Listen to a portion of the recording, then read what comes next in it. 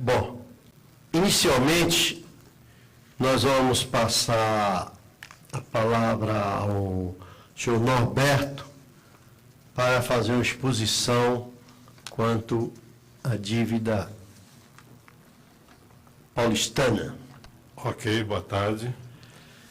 Eu estou aqui representando o conselheiro Domingos de Sei para apresentar um trabalho desenvolvido por nós no Tribunal de Contas.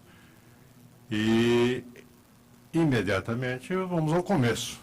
Bom, inicialmente, vale fazer algumas considerações a respeito, basicamente, a nossa apresentação se refere ao contrato feito de refinanciamento feito entre o município de São Paulo e a União em 2000, no mês de maio do ano de 2000. Esse estudo leva em consideração algumas condições estabelecidas nesse contrato. Inicialmente, o contrato foi colocado em 360 parcelas mensais, corrigidas pelo IGPDI, mais 6% ao ano.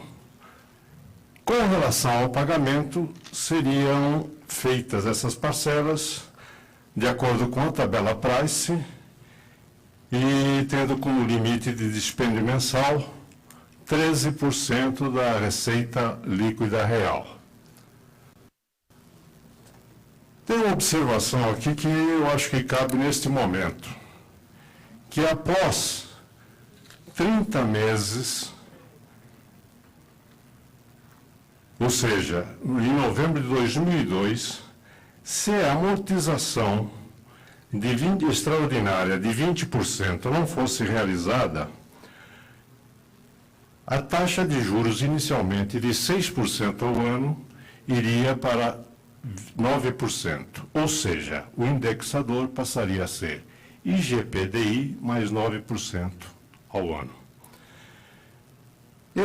Nesta oportunidade, quando chegou em novembro de 2002, deixou de se recolher, de se pagar a União, aproximadamente algo em torno de 2,5 a 3 bilhões de reais. Em função disso, é que a taxa de juros passou de 6% para 9%. Vamos ao seguinte. Nesse quadro que nós estamos apresentando aí, a gente está demonstrando o quanto foi pago pelo município até 2012, ou seja, desde o início do contrato, dá aproximadamente 19,5 bi, os quais, corrigidos para dezembro de 2012, atinge a cifra de 24,7 bilhões de reais. Para o seguinte. Bom, nesse mesmo tempo, a dívida inicial, que era de 11,3 bilhões de reais, está no dia 30 de dezembro em 53,2 bilhões de reais. Esse é o tamanho da dívida da Prefeitura de São Paulo, embora tenha pago em valores presentes quase 25 bilhões de reais.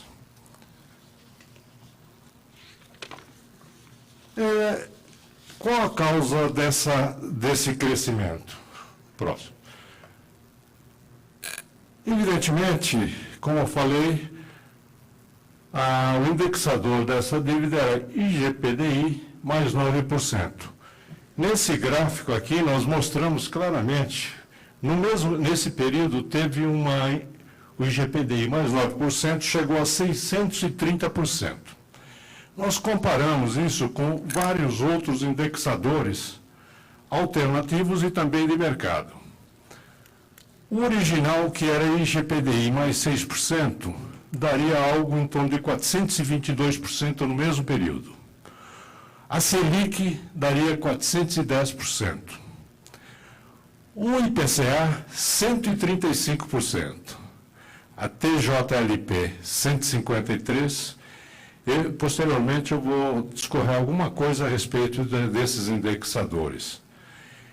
E o GPDI mais 6%, isso eu já falei, deu 422. Por outro lado, os índices de mercado, para vocês terem uma ideia, no mesmo período a poupança deu 156%, os imóveis se valorizaram em 166%, a renda fixa ficou algo em torno de 370%, o ouro 515%, a bolsa 300% e o dólar ficou com 5% nesse período. Vamos para o próximo. Bom, em função desses parâmetros, a Prefeitura de São Paulo realizou um estudo publicado no jornal Valor, que diz o seguinte, que se nada for feito, em 2030, a dívida do município será de 163 bilhões e nessa altura nós já teremos pago 130 bilhões de reais. Para fazer essa estimativa, a Prefeitura usou os índices evidentemente isso aí é uma projeção, os índices de IGPDI igual ao IPCA de 4,5% ao ano, juros de 9% ao ano e a receita líquida real, um crescimento real de 3% ao ano. Então, veja, nessa situação, nós vamos, em 2030, que seria o prazo em que termina o contrato, ter uma dívida de 163 bilhões de reais. O que aconteceria em 2030? Em 2030, se nada for feito, essa dívida teria, de acordo com o contrato, um dispêndio de algo de 25 bilhões de reais e o que corresponderia ao ano, o que corresponderia a aproximadamente 25% da receita líquida real. Nós, do Tribunal de Contas, nós achamos um pouquinho conservador, o Santinho está aqui, achamos conservadora essa hipótese, porque se nós analisarmos o GPDI no período, ele subiu bem mais do que IPCA. Então, esse bem mais daria em média 1,7% ao ano. Então, nós fizemos uma nova estimativa, usando como IGPDI 6,3%, o IPCA 4,5% e os juros de 9% ao ano. E também uma taxa real de crescimento de 3% para a receita líquida real. Isso corresponderia, no ano 2030, a uma dívida da ordem de 232 bilhões, tendo pago até aquela data mais 116 bilhões, nós só estamos falando em bilhões aqui, hein? E um dispêndio, naquele momento, teria um dispêndio anual de 51,8 bilhões ao ano, o que corresponderia a 52% da receita líquida corrente. Ok? Eu vou continuar, depois qualquer coisa a gente volta a discutir isso aí. Quer dizer, se nada for feito, se nada fosse feito, em 2030 o município estaria, sei lá, vamos usar a expressão, arrebentado. Bom, o que nós fizemos? Nós fizemos esse estudo e admitimos, com aquelas taxas, com aquelas indexadores que nós citamos, qual teria sido a situação no fim do ano de 2012 se fossem utilizadas aquelas outras taxas. No caso da TJLP, essa é uma taxa com a qual o governo federal, através do BNDES, empresta recursos ao setor privado. Isso daí qual seria a situação?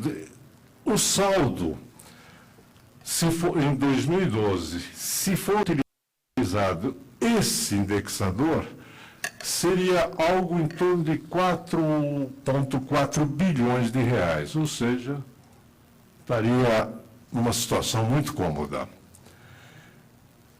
No gráfico seguinte, a gente faz a demonstração, aquelas colunas em vermelho são a situação original do contrato, ou seja, IGPDI mais 9%. E azul seria o comportamento nos anos com base na TJLP. Nesse quadro seguinte, nós estamos mostrando o limite da trajetória da dívida e a trajetória da dívida. Essa primeira linha que apareceu foi aquela autorizada pelo Senado, que seria o limite máximo que poderia atingir a relação entre a dívida consolidada líquida com relação à receita corrente líquida, que vai, no ano de 2016, teria que atingir 120%. Nesse gráfico mostra claramente que, em 2012, nós teríamos uma capacidade de empréstimos de algo em torno de 100% ou mais, em torno de capacidade de endividamento ainda. Mas, infelizmente, isso não ocorreu. Nós fizemos outra alternativa, que seria IPCA mais juros de 3% ao ano, que é o quadro seguinte. Nessa posição, em 30 de dezembro, nós teríamos 7,8 bilhões de saldo devedor e o gráfico seria o seguinte, esse daqui. Ele é autoexplicativo. Não vou entrar em detalhes, só vou ficar citando cada uma das alternativas.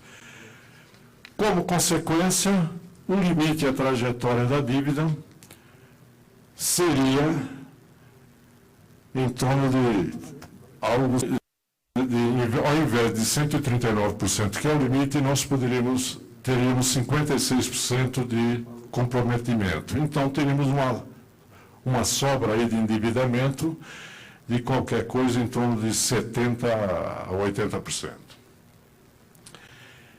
Por que nós escolhemos também esse IPCA mais juros de 3% ao ano? Esse é o índice com algumas pequenas variações que, evidentemente, em determinados momentos aumentam ou diminuem um pouco. É o índice utilizado pelo governo federal para a rolagem da sua própria dívida.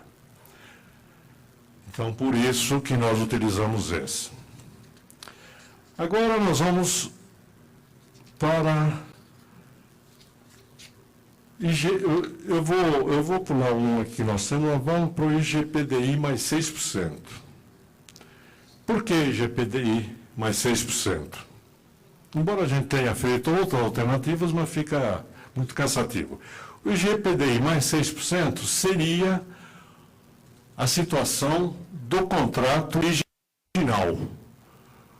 Ou seja, nessa situação nós teríamos, hoje melhor, em 30 de dezembro de 2012, um saldo devedor de 29,8 bilhões. Seria bem mais confortável do que os 53 bilhões de hoje. E a trajetória da dívida seria essa, a original, que está em torno de 200%, cairia para algo em torno de 126%, contra um limite estabelecido pelo Senado de 139%. Mas, mesmo assim, ela seria uma situação até razoável, vamos chamar. Agora entraram dois indexadores novos. Um é a Selic. Por que eu chamo de novos? Porque está em tramitação na Câmara Federal e no Senado um projeto de lei de número 238/13, que foi aprovado na Comissão de Finanças e ontem, se não me falha a memória, ontem foi aprovado na Comissão de Constituição e Justiça, que estabelece,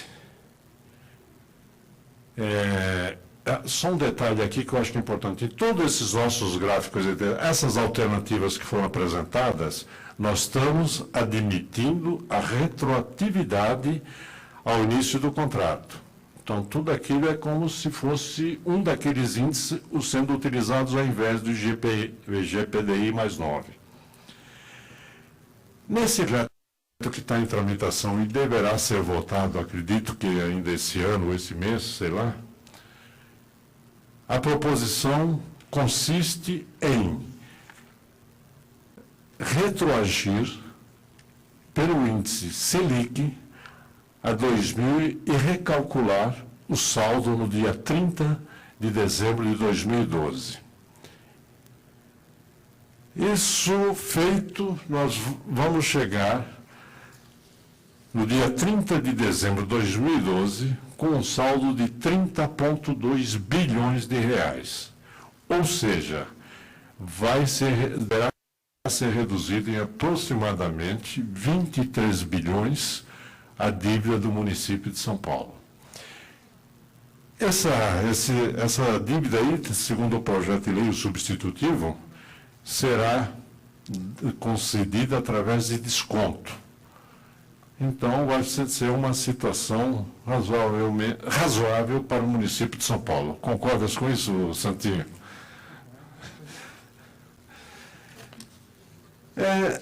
Veja, no gráfico já foi feito e essa seria a situação da trajetória. Nessa situação, a trajetória da dívida seria o original continua sendo os 200%, mas caía para 129% contra os 139% autorizados pelo Senado, ou seja, daria uma folga de algo em torno de 10%, que poderia ser transformado em novo endividamento, ou parecido. Por curiosidade também, eu completei isso e fiz que se fosse IPCA mais 4%, que é um novo índice que não é retroativo, mas dentro do projeto de lei que está tramitando, ele será o índice que corrigirá a dívida a partir do dia 1º de janeiro de 2013. Então, esse seria o índice. Por isso que, nessa situação, nós teríamos, se ela fosse retroagida, um saldo de 11,8 bilhões, conforme apresentado no gráfico, e estaria esse comportamento. Nessa altura, a trajetória da dívida daria uma folga de 60% a 70%, porque nós estaríamos com 69% de comprometimento da receita corrente líquida. Veja, essa é a situação de hoje. Evidentemente, no contrato tem outros itens que eu vou deixar para oportunamente, se for o caso, a gente discutir. Mas, basicamente, é isso. O que eu acho conveniente dizer agora é que, se nada fosse feito, em 2030 e hoje já, seria impraticável e impagável a dívida da Prefeitura do município de São Paulo. Essa é a grande realidade. Infelizmente, parece que alguma coisa está sendo feita nesse sentido que permitirá uma nova situação.